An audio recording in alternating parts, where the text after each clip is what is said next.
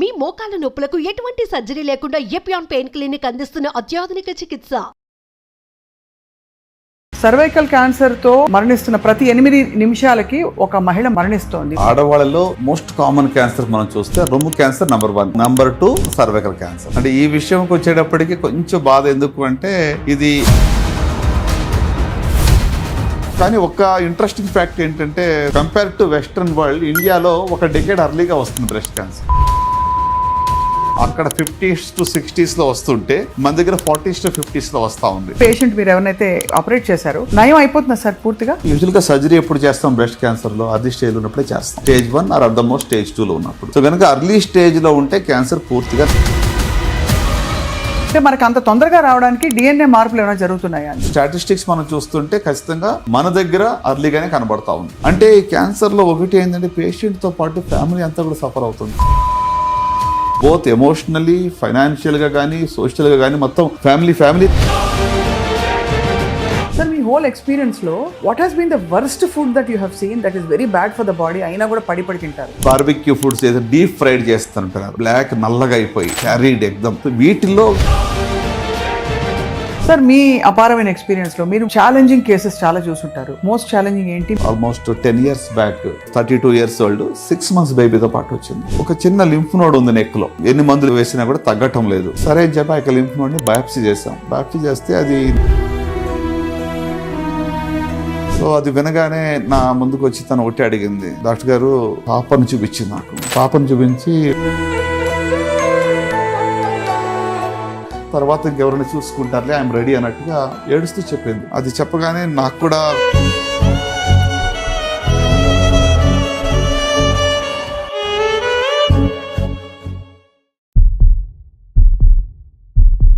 Welcome to healthy journey with Swapna on Suman TV exclusively.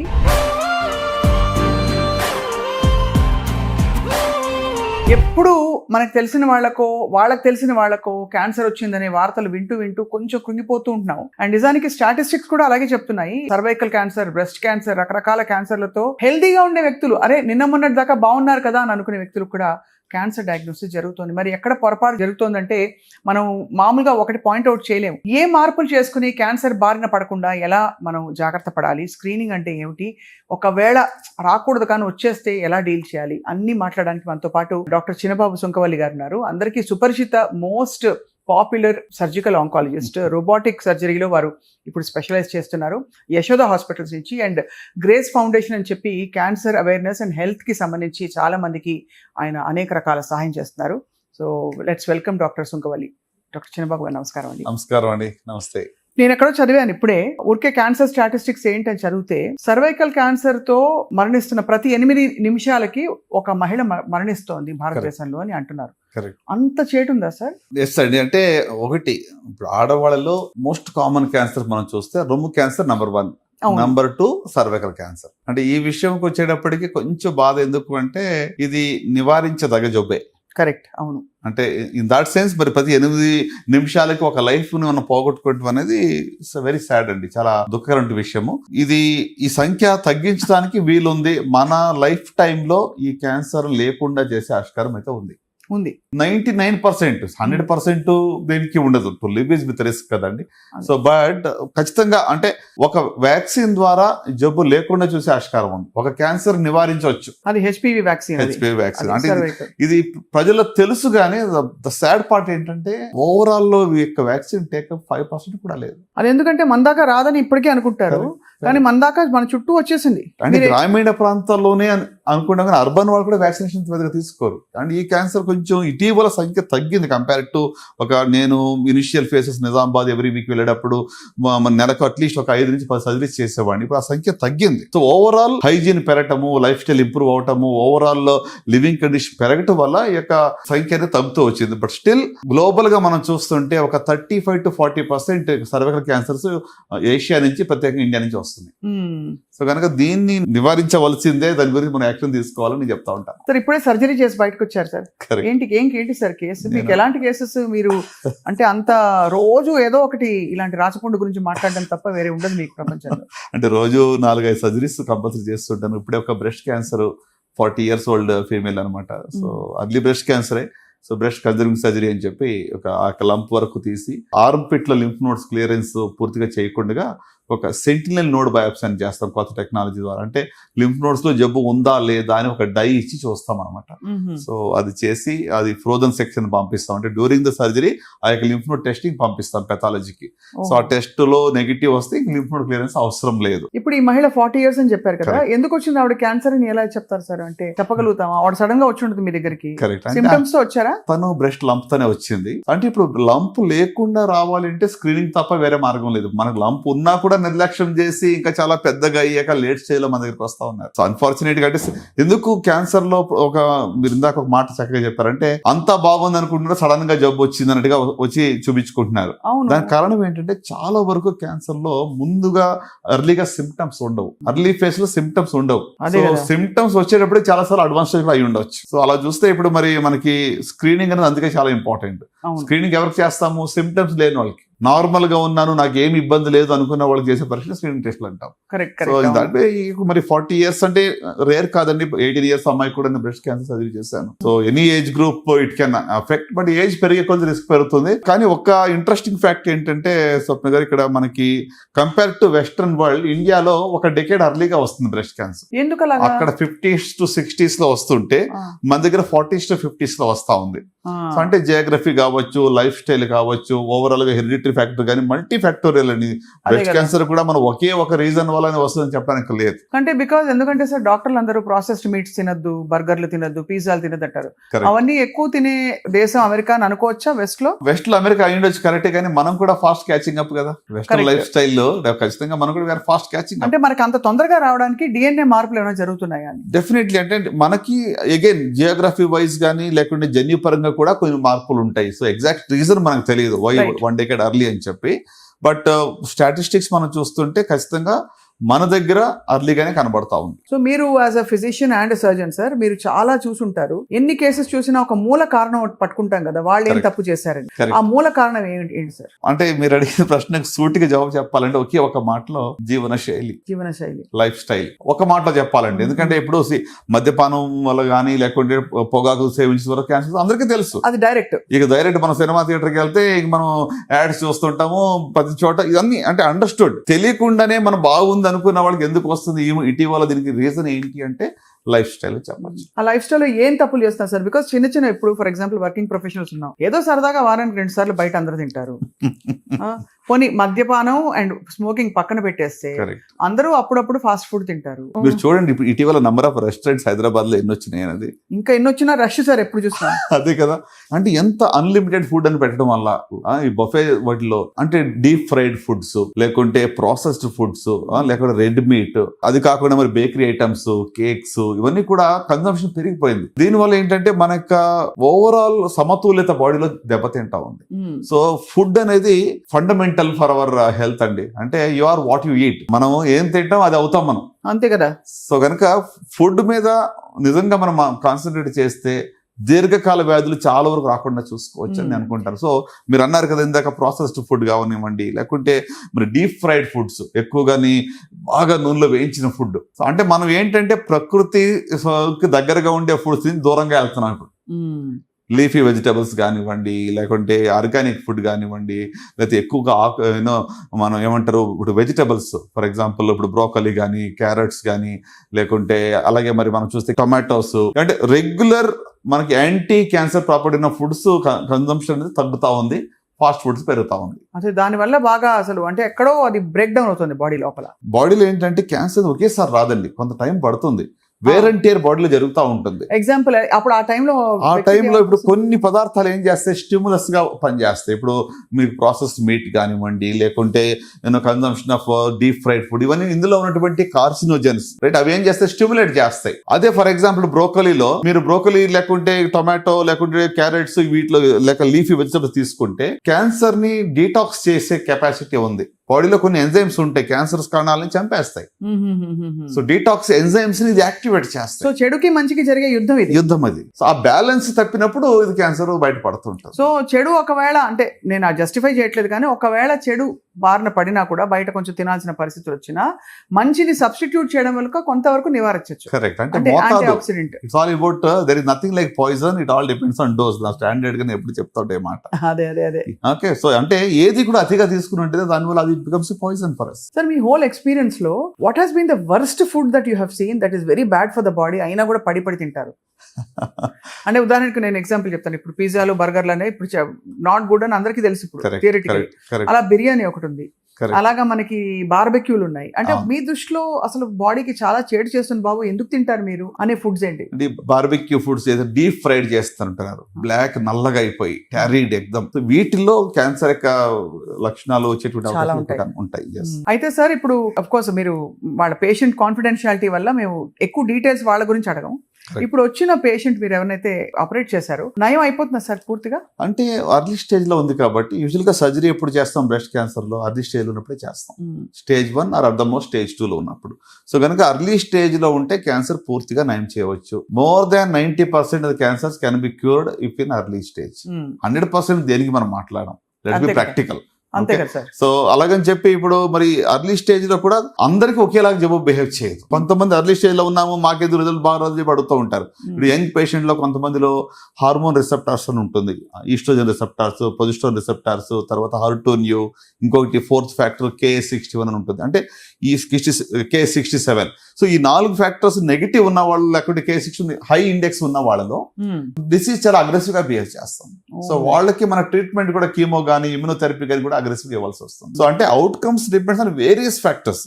ఇది వరకు ఒకటి స్టేజ్ మీద చెప్పేవాళ్ళం, ఇప్పుడు స్టేజ్ కాకుండా ఇక జబ్బు యొక్క పొగురు ఎట్లా ఉంది. ఇప్పుడు కోవిడ్ లో మనం చూస్తాం కదండి, ఇప్పుడు వేవ్ 1 ఒక టైప్ ఉంది, వేవ్ 2 ఒక టైప్ ఉంది, తర్వాత వచ్చే వేవ్స్ అంతా కూడా దానికి పొగరు తక్కువగా ఉంది ఆ వైరస్. అవునవును. సో అట్లానే ఇప్పుడు ఈచ్ టైప్ ఒకే బ్రెస్ట్ క్యాన్సర్ అందరిలో ఒకేలాగా బిహేవ్ చేయదు. పొగరు వచ్చే ఎక్కువ అంటే ఒక్కొక్కరిలో ఒక్కొక్క రకంగా ఉంటుంది. ఏ జీన్స్ వాళ్ళ మార్పు వచ్చినాయి అనే దాన్ని బట్టి అగ్రెసివ్నెస్ అనేది ఉంటుంది. సో ఇంత మెడికల్ టెక్నాలజీ మధ్య one good thing is cancer నయం అవుతోంది చాలా మందికి, కానీ ఇంకోవైపు సవాళ్ళు అయితే విసురుతుంది. అది మ్యూటేట్ అవుతున్న డిసీజ్ అంటే రాపిడ్ గా ఇవాల్వ్ అవుతుంది.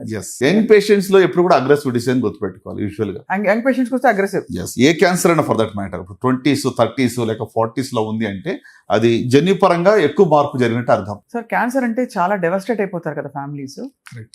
సో ఎలా హౌ డు దే అంటే కమ్ టు యూ అండ్ మీరు ఎలా కోప్ చేస్తారు, ఎలా డీల్ చేస్తారు? ఫస్ట్ ఆఫ్ ఆల్ చాలా మంది వచ్చినా ఏం చెప్తారంటే డయాగ్నోసిస్ చెప్పొద్దు, ఆ వర్డ్ చెప్పొద్దు, చెప్తే కృంగిపోతారు, కూలిపోతారు, చెప్పొద్దు. ఎవరు చెప్తారు? ఫ్యామిలీ మెంబర్స్ చెప్తారు. సో అంటే వాళ్ళు నన్ను ఎలా చూస్తారంటే నేను ఏదో డెత్ సెంటెన్స్ ఇస్తున్నాను వాళ్ళకి, ఇంతకాలం ఉంటారు అనేటువంటి ఒక ఎక్స్పెక్టేషన్ తో వాళ్ళు నా ముఖం చూస్తూ ఉంటారు. సో అంటే ఇది రియలీ పెయిన్ఫుల్. ప్రతిరోజు కూడా వాళ్ళు ఇంకెంతకాలం ఉంటుంది, లైఫ్ ఎంత అడిగినప్పుడు వాళ్ళకి ఏం చెప్పాలి? మనం ఉన్నది ఉన్నట్టుగా చెప్పాలా? ఎగ్జాక్ట్ గా మనం చెప్పగలమా? ఫస్ట్ ఆఫ్ ఆల్ అన్ని జబ్బులు ఒకేలాగా బిహేవ్ చేయవు. ఒక ఓవరాల్ ట్రెండ్ బట్టి మనం ఒక గెస్ చెప్తాం తప్ప I can't exactly quantify somebody's life కదండి. సో అంటే it is really in a way painful. ఎందుకంటే 80% ఇప్పుడు కూడా లేట్ స్టేజ్ లో మన దగ్గరకు వస్తున్నారు కదా. అంటే మెజారిటీ వాళ్ళకి బ్యాడ్ న్యూస్ ఇవ్వాల్సి వస్తుంది. అవునవునవును, బ్యాడ్ న్యూస్. అంటే మీరు స్టేజ్ 3, 4 లో ఉన్నారు. సో మీ survival rates 5 years survival rates less than 60%, 50%. Stage 4 ఉంటే 5 years క్యూర్ అవ్వదు, లైఫ్ స్పాన్ పొడిగిస్తున్నామని చెప్తాం. 1 year 2 years లేదా కొంతమంది 6 months. ఆ టైంలో ఫ్యామిలీస్ ఎలా ఉంటాయి సార్? అసలు చాలా ఎమోషనల్ అండి. డెఫినెట్ గా ఇట్స్ వెరీ పెయిన్ఫుల్. అంటే క్యాన్సర్ లో ఒకటి ఏంటంటే పేషెంట్ తో పాటు ఫ్యామిలీ అంతా కూడా సఫర్ అవుతుంది. బోత్ ఎమోషనల్లీ, ఫైనాన్షియల్ గా కానీ, సోషల్ గా కానీ, మొత్తం ఫ్యామిలీ సఫర్ అవుతుంది. అసలు ట్రీట్మెంట్ తీసుకుంటున్నప్పుడు కూడా నేను విన్నది చాలా పెయిన్ఫుల్ గా ఉంటుంది. అంటే సర్జరీ అంటే దెబ్బతో అయిపోతుంది, బట్ ఆ తర్వాత కీమోథెరపీ కానీ, రేడియేషన్ కానీ, దాని సైడ్ ఎఫెక్ట్స్ కానీ చాలా డ్రైన్ అవుట్ అయిపోతారు కదా సార్. డెఫినెట్ గా అంటే I won't say cancer treatment journey simple అని చెప్పను కానీ, బట్ గత 10 ఏళ్లలో క్రితానికి ఇప్పటికి చూస్తే మార్పులు బాగా వచ్చాయి. బట్ ఈవెన్ దెన్ ఇది రాకుండా చూసుకుంటాం అంత ఉత్తమమైనది ఏది లేదు అని మనం గ్రహించుకోవాలని. ఇప్పుడు ఫుడ్, మీరు ఇందాక ఫుడ్ గురించి మాట్లాడుతుంటే అదే అంటున్నాను. ఇప్పుడు ఫుడ్ జాగ్రత్తలు ఒక 2-3 decades తర్వాత కూడా ఎఫెక్ట్ చూపిస్తుంటుంది. ఏదో ఇప్పుడు ఈ సంవత్సరం బాగా ఎక్కువ నాన్ వెజ్ తిన్నాను, రకరకాల డిఫరెంట్ ప్రాసెస్ ఫుడ్ తిన్నాను, వెంటనే వచ్చేది అది. సో ద ఎఫెక్ట్ చాలా సంవత్సరాల తర్వాత ఉంటుంది కనుక మనం లాంగ్ టర్మ్ ఇన్వెస్ట్మెంట్ మన హెల్త్ మీద చేసుకోవాలి. లైఫ్ స్టైల్ అంటే ఫుడ్ ఒకటే కాదు, మరి ఫిజికల్ యాక్టివిటీ కానివ్వండి, అంటే అఫ్ కోర్స్ హ్యాబిట్స్ గురించి మీరు ఆల్రెడీ మళ్ళీ చెప్పారు ఇది స్మోకింగ్ గురించి కానీ మద్యపానం కూడా ఇటీవల చూడండి స్మోకింగ్ కొంతవరకు తగ్గిందేమో కానీ ఆల్కహాల్ మరి మోతాదు బాగా పెరిగింది. సో ఆల్కహాల్ వల్ల డైరెక్ట్ గా క్యాన్సర్ వస్తుందని మనకి స్టడీ చాలా క్యాన్సర్స్ అండి, ఒకటి కాదు ప్రూవన్. వాట్ ఆర్ అయ్యో ఓరల్ క్యాన్సర్స్ కానివ్వండి, it can be stomach cancer కానీ, ఈసోఫేస్ క్యాన్సర్ కానీ, కిడ్నీ క్యాన్సర్ కానీ, ప్యాంక్రియాస్ కానీ, యూరినరీ బ్లాడర్ కానీ, multiple and with smoking risk ఉన్నప్పుడు ఇంకా రిస్క్ పెరుగుతూ ఉంటుంది. దాంతో పాటు ఇంకా సరే ఆల్కహాల్ తో పాటు న్యాచురల్ అదర్ హ్యాబిట్స్ అన్ని స్లీప్ ప్యాటర్న్స్ మారిపోతాయి. స్ట్రెస్ పెరుగుతుంది. స్ట్రెస్ డైరెక్ట్ గా క్యాన్సర్ కారణం నేను చెప్పను కానీ ఇండైరెక్ట్ గా కారణం అవుతుంది. ఎందుకంటే స్ట్రెస్ వల్ల ఏమవుతుంది, అలవాట్లకి బానిసలు అవుతారు. అవును. సో దానివల్ల అంటే ఇట్స్ మల్టీఫోల్డ్ ఎఫెక్ట్ అనమాట. డైరెక్ట్ గా స్ట్రెస్ క్యాన్సర్ కారణం అని చెప్పి ఎవరు ప్రూవ్ చేయడం కష్టం ఇది. అవునవును, అంతే అదే అడుగుతారు అందరూ. ఏంటి ఎలా చెప్పు, స్ట్రెస్ లేదా, అందరి జీవితంలో స్ట్రెస్ ఉంది కదా. బట్ అది కార్టిసాల్ రిలీజ్ అయ్యి ఇద్దరు సరిగ్గా టోటల్ హార్మోనల్ ఇంబ్యాలెన్స్ అవటము, దాని ద్వారా ఏంటి ఇప్పుడు దాన్ని అధిగమించడానికి మనకున్న వేరే అలవాట్లు ఉంటాయి కదా. సో ఓవరాల్ అంటే హార్మోనల్ ఇంబ్యాలెన్స్ ఒకటే కాకుండా మరి ఆల్కహాల్ కానీ లేకుంటే స్మోకింగ్ కానీ ఇట్లా ఇవి కూడా వస్తున్నాయి. ఫుడ్ హ్యాబిట్స్ మారుతాయి. అవును, దానివల్ల వచ్చే ఇతరత్ర వ్యసనాలు, ఫ్రైడ్ ఫుడ్స్ ఎక్కువ తింటారు ఆల్కహాల్ తాగే వాళ్ళందరూ కూడా. సో ఇదంతా ఒక అంటే ఇది వరకు లేనంతగా ఇప్పుడు ఎంఫసిస్ బాగా ఫుడ్ మీద కనిపిస్తుంది. ఒక చైన్ రియాక్షన్ ఇది. సో అంటే డెఫినెట్ గా మరి సమతుల్యమైన ఆహారము తీసుకోవడం అనేది మనం పిల్లలకు కూడా నేర్పించాలి ఇప్పటి నుంచి. మన పిల్లలకి ఏంటి కూర్చోగానే బటన్ నొక్కితే వస్తుంది మనకి ఇప్పుడు స్విగ్గీలు జొమాటోలు. అంటే ఎంత ప్రాసెస్ రెడీ ఫుడ్ లేకుంటే ఇప్పుడు క్యానడ్ ఫుడ్ మనం అలవాటు పడిపోయినాం, క్యాన్ ఫుడ్ అలవాటు పడిపోయినాం. సో ప్యాకేజ్డ్ ప్రిజర్వేటివ్స్ వీటన్నిటితో ఉన్న ఫుడ్ కన్నా న్యాచురల్ ఫుడ్ తీసుకోవడం ఎంత మంచిది. సో ఇప్పుడు మరి సార్ మామూలుగా ఈ క్యాన్సర్ వెంటనే సిమ్టమ్స్ కనిపించవు కానీ కొంచెం బ్లర్డ్ విజన్ ఉండడం, కొంచెం నీరసంగా ఉండడం, ఇలాంటివి ఏమైనా చెప్పచ్చా? కొంచెం ఏదో తేడా కొడుతుంది, ఏదో ఇబ్బందిగా ఉంది అని. సిమ్టమ్స్ ఎలాగుంటాయి అన్ని తెలుసుకునే బదులుగా నాకు ఏదో తేడాగా ఉంది అంటే, తేడా అంటే చూడు ఒకసారి ఏదో బ్లరింగ్ అనిపించడమో ఒకసారి నీరసం ఉంటే అందరికీ అనిపిస్తూ ఉంటుంది. అంతే కదా. ఒకరోజు ఏదైనా ఎక్కువ పని చేస్తే నీరసం అనిపిస్తుంది. అంటే ఇటీవల కొత్త మార్పులు వచ్చాయి, మీ శరీరం మీతో మాట్లాడుతుంది ఆల్ ఈజ్ నాట్ వెల్, ఏదో తేడా ఉందని అనిపిస్తుంది. అదేంటి 2-3 వారాల కన్నా ఎక్కువగా సిమ్టమ్స్ ఉంటే మాత్రం ఖచ్చితంగా then you should not ignore and immediately go for screening of all kinds. ఎందుకంటే ఇప్పుడు కొంతవరకు వచ్చారు, కొంత అవగాహన ఉన్న వాళ్ళందరూ ఈ టెస్ట్లు అయితే చేంజ్ చేసుకుంటున్నారు. కోవిడ్ తర్వాత కొంచెం షిఫ్ట్ అయితే ఉందండి, హెల్త్ కాన్షియస్నెస్ పెరిగింది. అవును, ఫిజికల్ యాక్టివిటీ కానివ్వండి, కొంచెం లైఫ్ స్టైల్లో ఎస్పెషల్లీ ఫుడ్ లో కూడా కొంతవరకు ఐ వాంట్ సే స్టిల్ అది ఏదో పెద్ద మార్పు వచ్చేది అనుకోను ఇంకా స్టిల్, బట్ ఒక ట్రెండ్ అయితే కనబడతా ఉంది. People are actually more now conscious about the health. What is the best way to combat adulteration? ఉదాహరణకి మనకు అన్నిట్లో పసుపు పొడి, పసుపు ఎవరు బ్యాడ్ అనుకోరు. ఇన్ఫాక్ట్ పసుపు ఒక 1/2 టీ స్పూన్ పసుపు రోజు నీళ్ళలో వేసి తాగితే దానికి యాంటీ ఆక్సిడెంట్ ప్రాపర్టీస్ ఉన్నాయని కూడా చెప్తాం. బట్ అది కల్తీ పసుపు అనుకోండి, ఉన్నది పోయి దాని పేరు అంటే అసలు కూడా ఇదవుతుందని చెప్పి. సో ఎలా, how do you, is there any అంటే ఏమైనా మ్యాజిక్ పిల్ ఉందా, లేకపోతే ఫలానా తాగితే నీకు డిటాక్స్ అయిపోతావు అని చెప్పచ్చా? లేదండి, అంటే దీనికి స్ట్రిక్ట్ రెగ్యులేటరీ కంట్రోల్స్ ఉంటే ఓన్లీ సొల్యూషన్. అప్పుడప్పుడు MDH మసాలాల్లో కూడా వచ్చింది సార్, బ్లడ్ ఇంకా ఏదో ఉన్నాయని చెప్పి ప్రిజర్వేటివ్స్. అవును, బ్యాన్ చేశారని చెప్పి మనం విన్నాము. సో అంటే ఇది మనకి వీటికి యాంటీడోట్స్ ఏం లేవు. ఇవి లేకుండా చూసుకోవాలంటే మనకి regulatory system, governments strict action తీసుకోవాలి తప్ప. అంటే వీ నీడ్ టు, మన ఆరోగ్యం మన చేతిలో ఉంది, మనం జాగ్రత్త పడాలి. అయినంత వరకు ప్రిజర్వేటివ్స్ ఉన్న ఫుడ్, ప్యాక్డ్ ఫుడ్ ని అవాయిడ్ చేసుకోవడం, ఎంత నేచురల్ ఫుడ్ ఉంటే అంత తీసుకోవడం మంచిది. ఆకుకూరలు కానివ్వండి, లేకుంటే వాట్ ఎవర్, ఇందాక మనం బ్రోకోలీ, క్యాబేజ్ వీటి గురించి మాట్లాడుకున్నాం. వీటన్నిటిలోనూ కూడా క్యాన్సర్ ని నివారించదగ్గ ఏదో ఒక పదార్థం ఉంటుంది. ఇప్పుడు గ్రీన్ టీ గురించి చూడండి, కెటాచిన్స్ అని చెప్పి ఒక పదార్థం వాళ్ళు జపాన్ లో ప్రూవ్ చేశారు. వాళ్ళు ఇది గ్యాస్ట్రిక్ క్యాన్సర్స్ ఎక్కడైతే గ్రీన్ టీ ఎక్కువ తాగుతారో వాళ్ళలో స్టమక్ క్యాన్సర్ సంఖ్య తక్కువగా ఉంటుంది. Okay, so it's proven. It's good green tea తాగితే మంచిది. అయితే ప్రాసెస్ ఫుడ్ గురించి కూడా మీరు చూస్తే ఇప్పుడు ఫ్రాన్స్ లో ఎక్కడ ఒక స్టడీ చేశారు. అక్కడ ఏంటి 10% ఎక్కువగా ప్రాసెస్ ఫుడ్ తీసుకున్న వాళ్ళు ఆల్మోస్ట్ 12% క్యాన్సర్ రిస్క్ పెరుగుతా ఉంది. అంటే కోరిలేషన్ అనేది ఏదో యాక్సిడెంటల్ గా చెప్పడం కాదు, with evidence where about. Sir మీ అపారమైన ఎక్స్పీరియన్స్ లో మీరు ఛాలెంజింగ్ కేసెస్ చాలా చూసుంటారు. మోస్ట్ ఛాలెంజింగ్ ఏంటి, మీరు ఎలా వాళ్ళని నయం చేశారు సార్? షూర్ అండి, అంటే ఒక ఎగ్జాంపుల్ చెప్పాలి. ఆల్మోస్ట్ 10 years బ్యాక్, పేషెంట్ పేరు మార్చి చెప్తున్నాను జస్ట్ ఫర్ దేర్ కాన్ఫిడెన్షియల్. అంతే కదా సార్, అంతే. షీ వాస్ 32 అనమాట. సో సాహితి తన పేరు, డిఫరెంట్ నేమ్ అనుకోండి. Okay, so 32 years old, 6 months బేబీతో పాటు వచ్చింది. 6 months బేబీ తీసుకుని వస్తే అప్పటికే పాపం తనకి అంటే ఫ్యామిలీలో చాలా ఇష్యూస్ ఉన్నాయి, ఫైనాన్షియల్ గా కానీ అన్ని రకాలుగా హెల్త్ ఇష్యూస్ ఉన్నాయి, డిఫరెంట్ ఇష్యూస్. వచ్చినప్పుడు ఒక చిన్న లింఫ్ నోడ్ ఉంది నెక్ లో. ఆ లింఫ్ నోడ్ కోసమని ఏంటి ఇన్ఫెక్షనా లేకపోతే ఏంటి దేనివల్ల అని చెప్పి చూపించడానికి వస్తే ఎన్ని మందులు వేసినా కూడా తగ్గటం లేదు. సరే అని చెప్పి ఆ లింఫ్ నోడ్ ని బయాప్సీ చేసాం. బయాప్సీ చేస్తే అది నాన్ హాజ్కిన్స్ లింఫోమా అని వచ్చింది. అంటే ఒక ఏంటి? టైప్ ఆఫ్ బ్లడ్ క్యాన్సర్ అనుకోండి, లింఫ్ నోడ్స్ లో వస్తూ ఉంటుంది అది. సరే నెక్స్ట్ మరి అది వినగానే ఆమె షీ వాజ్ ఇన్ షాక్. అంత నార్మల్ గా హెల్దీగా ఉంది ఆవిడ, షీ వాజ్ అదర్వైజ్ నార్మల్, వేరే ఏం లేదు, ఫీవర్ కానీ వెయిట్ లాస్ కానీ వేరే ఏం లేదు, జస్ట్ ఏదో చిన్న గడ్డ ఉందని వచ్చిందని. సరే పెట్ స్కాన్ చేస్తే అది బాడీలో మరి స్ప్లీన్ లో కానీ అబ్డోమినల్ లింఫ్ నోడ్స్ కానీ అన్ని చోట్లకి రావటం వల్ల అది స్టేజ్ 4 అని తెలియదు. బోన్ మ్యారో అంతా పాజిటివ్ వచ్చింది. సో అది వినగానే నా ముందుకు వచ్చి తను ఒకటి అడిగింది, డాక్టర్ గారు పాపను చూపించింది నాకు. పాపను చూపించి 10 years 10th బర్త్డే నేను ఆ పాపకి చేయించగలనా అండి అని అడిగింది. అంటే నా డిజైర్ అంతకన్నా వద్దు, నాకు నేను సిద్ధమే, ఏమైనా అయితే ఓకే ఐ ఫేస్ ఇట్, కానీ ఒక 10 years నేను దాన్ని చూసుకున్నానంటే నా జవాబుదారీ నా రెస్పాన్సిబిలిటీ అయిపోతుంది, తర్వాత ఇంకెవరైనా చూసుకుంటారులే, ఐఎమ్ రెడీ అన్నట్టుగా ఏడుస్తూ చెప్పింది. అది చెప్పగానే నాకు కూడా అంటే ఎంత మేము డాక్టర్స్ రోజు పెయిన్ చూస్తున్నా కూడా ఎమోషనల్ అయ్యేది. లేదమ్మా ఇది మంచి టైపు, నువ్వు కొంచెం కీమోథెరపీ వల్ల ఇది క్యూర్ అయ్యే అవకాశాలు కూడా ఉన్నాయి, స్టేజ్ 4 అయినా కూడా కంగారు పడద్దు, నువ్వు ఫైట్ చెయ్యి అని చెప్పి కొంచెం మోటివేషన్ ఇచ్చాం. ఆమె విల్ పవర్, ఆమె కరేజ్ ఎంత గొప్పదంటే మరి 6 cycles ఇవ్వగానే మొత్తం కంప్లీట్ గా అంటే పెద్ద పెద్ద లింఫ్ నోడ్స్ అబ్డమెన్ లో స్ప్లీన్ లో ఉన్నాయి, తర్వాత మరి డయాఫ్రామ్ పైన కింద, అంటే స్టేజ్ 4 డిసీజ్ కానీ బట్ చాలా వరకు వెరీ డ్రమాటిక్ రెస్పాన్స్ తగ్గిపోయింది. సో తగ్గిపోయాక తర్వాత ఒక 2 years ఫాలోఅప్ లో ఉన్నాక మళ్ళీ లింఫ్ నోడ్స్ వచ్చింది. సో దెన్ ఆమె అడిగింది, సార్ ఏంటి అయిపోయింది అనుకున్నాను, మళ్ళా ఇది ఏంటి ఇట్లా వచ్చింది, తగ్గిపోయింది అనుకున్నాను, మళ్ళీ సేమ్ ఒక ప్రాసెస్ కదా అని. లేదమ్మా ఇది డెఫినెట్ గా తిరగబడింది, నో డౌట్, ఎందుకంటే స్టేజ్ 4 లో ఉంది కాబట్టి ఎక్స్పెక్టెడ్ కూడా, అది ఇట్ ఈస్ నాట్ సర్ప్రైజింగ్ కాదు. సరే మళ్ళీ రీఛాలెంజ్ చేసాం, రీఛాలెంజ్ కీమోథెరపీ. మరి రీసెంట్ గా లాస్ట్ ఇయర్ అమ్మాయికి ఒణిల్ ఫంక్షన్ చేసిన తర్వాత, ఒణిల్ ఫంక్షన్ నాకు ఫోన్ చేసింది, నేను ఐఎమ్ డూయింగ్ ఎక్స్ట్రీమ్లీ వెల్, నాకు జబ్బు లేకుండా నార్మల్ గా ఉన్నాను, మా పాపకి ఒణిల్ ఫంక్షన్ చేశాను, ఎందుకంటే షీ వాస్ 12 years old, 12 వరకు 12 ఏళ్ళు జబ్బు లేకుండా నార్మల్ గా ఉంది. అంటే షీ ఫాట్ ఇట్ వెల్, అంటే ఏదో నేను బాగా గొప్పగా ట్రీట్ చేసినందుకు అయ్యిందని అనుకుని మందులు అందరికి ఇచ్చేది అదే, నాట్ దట్ నేను ఏదో అంటే నేను ఎవరు ఇవ్వలేని మందులు ఇచ్చి నయం చేసి చెప్పి I don't want take a false credit దే. క్వశ్చన్ ఇదంటే ఇప్పుడు ఇలాంటి జబ్బుల్లో కూడా it all depends on other factors also, తన యొక్క విల్ పవర్ కానివ్వండి, ఫ్యామిలీ సపోర్ట్ కానీ, వీటన్నిటి మీద ఆధారపడి ఉంటుంది. And she wanted to live and she wanted rise above all odds. నేను నా పాపను పెంచుకోవడానికి, నా పిల్లల కోసం నేను బతకాలి అనేటువంటి ఒక నిర్ణయం ఆమె హృదయంలో గట్టిగా ఉంది. So and she fought it courageous గా, తిరగబడినా కూడా జయించి బయటపడింది. సో అంటే నేను ఆమె చూసినప్పుడు అదే అంటాను, అంటే మన చిన్న చిన్న వాటికి ఈ రోజుల్లో అందరూ కంప్లైంట్ చేస్తూ ఉంటారు. కొంచెం ఏదో కరెంట్ పోతే, ఒక కొంచెం ట్రాఫిక్ ఏదైనా అడ్డుపడిందంటే అసలు ఎంత రెస్ట్లెస్ అయిపోతారు ఈ జనరేషన్. అంటే లైఫ్ లో పెయిన్ అనేది ఏం తెలుసు చూడండి, అంటే వెన్ లైఫ్ అండ్ డెత్ దగ్గరికి వచ్చినప్పుడు తెలుస్తుంది దాని యొక్క పెయిన్. అంటే ఫర్ పెట్టి things people fight and get upset.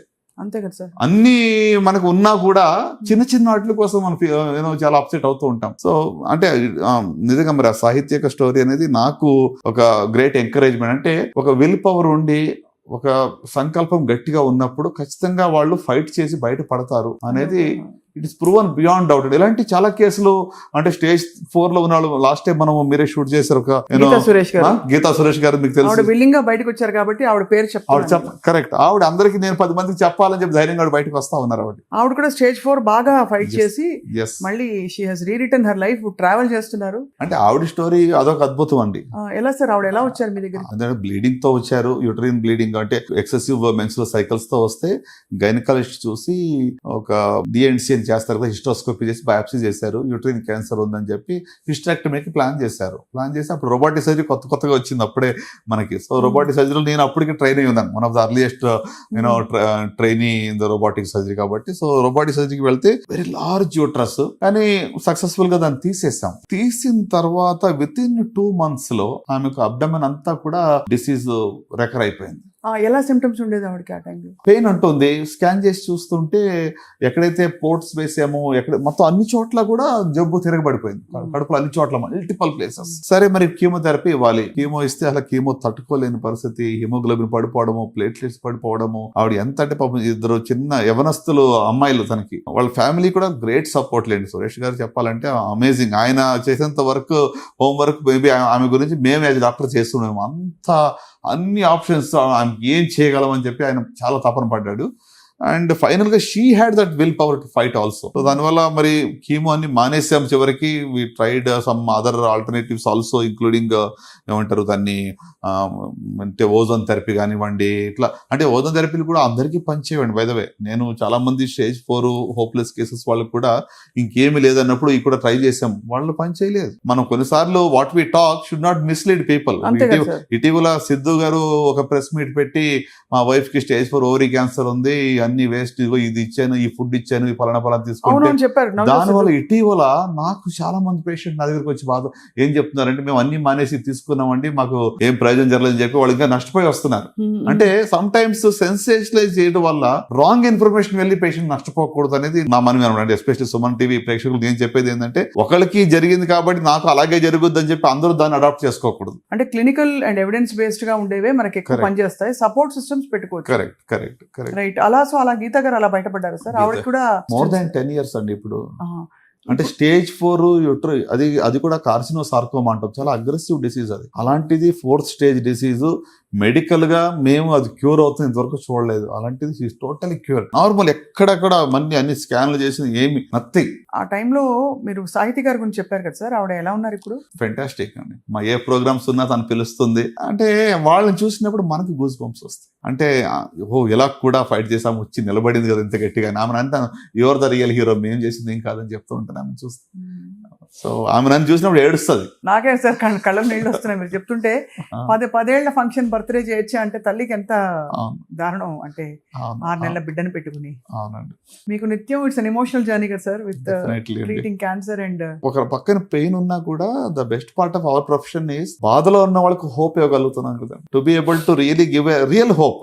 ఏదో నోటి మాటలతో ఉట్టి మాటలతో ధైర్యం చెప్పడం కాదు, కానీ నిజంగానే వాళ్ళకి ఏం జరగబోతుంది అనేటువంటిది ఆ యొక్క డిఫరెన్స్ వాళ్ళ లైఫ్ లో మనం చేయగలుగుతున్నాం. I think that's a legacy. What is your vision sir? అంటే మీరు గ్రేస్ ఫౌండేషన్ పెట్టారు, మీరు ఇంత వర్క్ చేస్తున్నారు. మిమ్మల్ని I don't know, of course మీ మిస్సెస్ తప్పకుండా she'll take great care of you, you have a great family. But అసలు నాకేం కావాలి, నేనేం చేయాలనే ఒక వాట్ డూ ఐ వాంట్ అని ఎప్పుడైనా మిమ్మల్ని అడుగుతారా? నా నిజమైన కోరిక ఏంటంటే, ఈవెన్ త్రూ ద ఫౌండేషన్ ఏంటంటే, I want to be jobless. నేను మీ అవసరం లేకుండా ఉండాలనేది నా యొక్క, that is what is my Dzire యాక్చువల్గా. ఎందుకంటే ఈ జబ్బుని అరికట్టి ప్రివెంట్ చేయగలిగితే, నేను ఆపరేట్ చేయకుండా if I'm jobless, I'm the most happiest man. So many other reskilling, upskilling ఇప్పుడు అంతా చాలా నడుస్తా ఉంది కదండి. Anything I can do. I don't want to do this profession for my living. అంటే ఇది అవసరం పడకుండా దీన్ని నివారించగలిగితే I think nothing like it. Of course it's a అంటే చాలా లాంగ్ సైటెడ్ డిజైర్ అది. I wish it comes true. I also know that it is not that simple. Right. So ganaka, but one thing ante in all this, na desire entante to be able to give hope and to be able to at least make a difference in the life of somebody. I think that's a life of legacy. So nenu na పుస్తకం పేరు కూడా అదే కదండి, live for legacy. Legacy అంటే I always believe it is not what you give for others, it is what you leave in others. ఇతరులకి మనం ఏమి ఇస్తాం అది కాదు, ఇతరుల్లో ఏమి ఇస్తాం వదిలిపెట్టి వెళ్తాం. చిన్న smile in somebody who is in pain, వాళ్ళకు చిన్న reason for them to smile, ఒక గుడ్ న్యూస్ చెప్పడం వాళ్ళకు, whatever, to be able to encourage them, to be able, వాళ్ళకు చిన్న pat on their shoulder makes a huge difference కదండి. Especially in people who are desperate కదా. Life and death దగ్గరలో ఉండి, మీకు వరకు కూడా చెప్పుకుంటాను, ఒక ఆయన పెద్ద ఇన్స్టిట్యూషన్స్ కి ఆయన he's the owner of this house in this city. ఒక 20,000 మంది పిల్లలు వాళ్ళ కాలేజీలో చదువుకుంటూ ఉంటారు. ఒక రోజు నా ముందు వచ్చి ఆయన కూర్చొని ఏమన్నాడంటే, అంటే he was బ్యాటిలింగ్ with stage 4 lung cancer almost 7 years battle చేశారు. అంటే విత్ కొత్త మందులు ఉన్నాయి కాబట్టి 7 years ఆయన స్టేజ్ 4 లో ఫైట్ చేయగలిగాడు. Very again strong person, very strong willed. ఒక రోజు నన్ను చూసి, సార్ ఏంటి ఎలా ఉన్నారంటే, ఎంత అంటే నాకు ఇప్పటికీ మనసులో అది ఎన్గ్రేవ్డ్ వర్డ్స్ అనమాట. సార్ ఎంత ఉంది, తింటానికి లేదు. I have so much but I don't have the privilege to eat.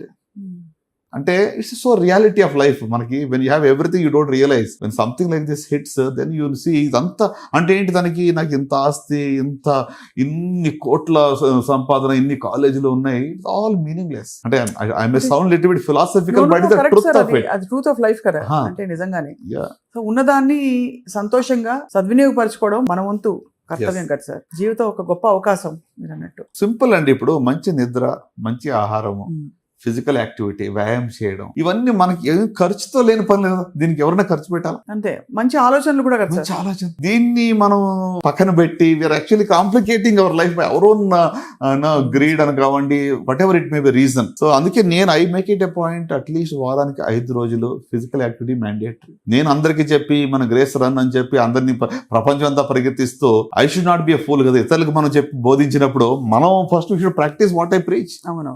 So అందువల్ల ఐ మేక్ షూర్ అంటే ఇట్ ఏదో వాళ్ళ కోసం కాదు, నా మంచి కోసం నేను చేసుకుంటున్నాను. నేను ఎస్పెషల్లీ యూత్, మన సుమన్ టీవీ ప్రేక్షకులు నేను చెప్పేది ఏంటంటే simple tips: eat healthy, do physical activity at least 30 minutes a day for 4 days, at least 120 minutes ఒక వీక్ లో. That's good enough. ఏదన్నా చేయండి, మీరు ఏదో జిమ్ కి వెళ్ళి ఏదో హెవీ ఎక్సర్సైజ్ చేయాలని కాదు, లేకపోతే 10K మ్యారథాన్ పరిగెత్తమని చెప్పట్లేదు. ఇట్ కూడా బ్రిస్క్ వాక్ కానివ్వండి, ఏదో ఒక రకంగా ఫిజికల్ యాక్టివిటీ చేయండి. Eat healthy, be conscious. ఏదో అంటే అలాగని చెప్పి ఎప్పుడు కొలతేసుకుని తినమని నేను చెప్పట్లేదు. Once in while it's okay to eat what you like, it's fine, but don't get addicted to it. దానికోసం ఏదో ఒక క్రేవింగ్ తో పాటు మనం ఉండక్కర్లేదు. అంతే కదా సార్. సో అట్లా అంటే కొన్ని చిన్న డిసిషన్స్, ఇవన్నీ ఎవరికి తెలియదు నేను చెప్పట్లేదు, బట్ ఏంటంటే దీనికి కొంచెం putting it into practical implementation is issue. Life style బాగా మారిపోయింది సార్. చాలా సెల్ఫ్ డిసిప్లిన్ ఉంటే గానీ మీరు చెప్పినవన్నీ చేయడం కష్టం. కరెక్ట్. ఇప్పుడు 11 గంటలకి రాత్రి మేల్కొని ఉండడం చాలా సర్వసాధారణం. ఒకప్పుడు 11 అంటే చాలా లేట్ నైట్, మిడ్ నైట్ అది.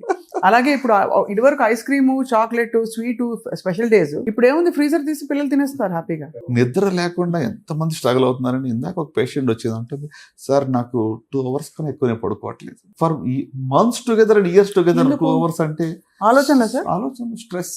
తర్వాత today I had to take them to psychiatry and counselling and put up medication. అంటే నిద్ర లేకపోతే బాడీ కూడా కొంచెం రికవర్ అవ్వాలి కదా. You need to give some time for body to heal, mind to heal. చాలా వైటల్ పాయింట్స్ మళ్ళీ చెప్పుకున్నాం డాక్టర్ చిన్నబాబు గారు. బట్ మోస్ట్ ఇంపార్టెంట్ థింగ్ మీరు చెప్పిన సాహితీ అండ్ గీతా సురేష్ గారి ఎగ్జాంపుల్స్ చాలా హోప్ని ఇస్తున్నాయి. అండ్ ఆ ఫ్యామిలీస్ ఎంత కష్టపడి ఉంటాయో, కష్టం నుంచి బయటపడ్డాయని సంతోషం. మీలాంటి గొప్ప వైద్యుల వల్ల వాళ్ళు they're all getting second opportunity to live a beautiful life, healthy life. I think cancer మన చుట్టూ ఉండే ఒకళ్ళకి వచ్చినా కూడా మళ్ళీ మనం చూసి మన లైఫ్ మార్చేసుకుంటాం. అంటే అంత రియల్ అది క్యాన్సర్ అనేది. Correct. So thank you for your wonderful message sir. Thank you. And తప్పకుండా యాజ్ ఆల్వేస్ మిమ్మల్ని అప్పుడప్పుడు పలకరిస్తూ ఉంటాం. క్యాన్సర్ గురించి లేటెస్ట్ ఫైండింగ్స్ ఏమొచ్చినా మా డౌట్స్ క్లారిఫై చేసుకోవడానికి. Thank you very much doctor Chinnababu Sampavalli గారు. Thank you so much.